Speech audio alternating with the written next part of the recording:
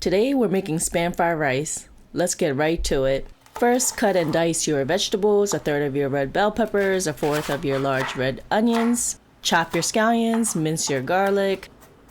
Cut your carrots into small minced pieces. Then we're going to cut half a can of spam and cut it into rectangular pieces and set it aside.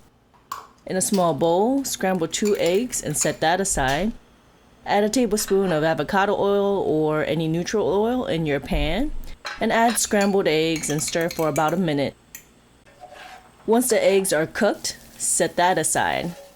Next, you're going to add the cut spam into the pan and add in your soy sauce, your oyster sauce, and stir on medium heat for about 1.5 minutes and set that aside.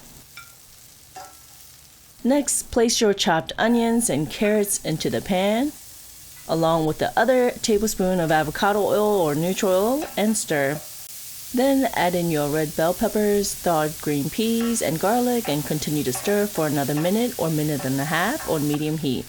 Then add in your chopped scallions while continuing to stir. Add in your cooked rice, soy sauce, spam, and your cooked eggs like so. Pinch of salt and pepper to taste. I personally kept it to just black pepper, but it's totally up to you.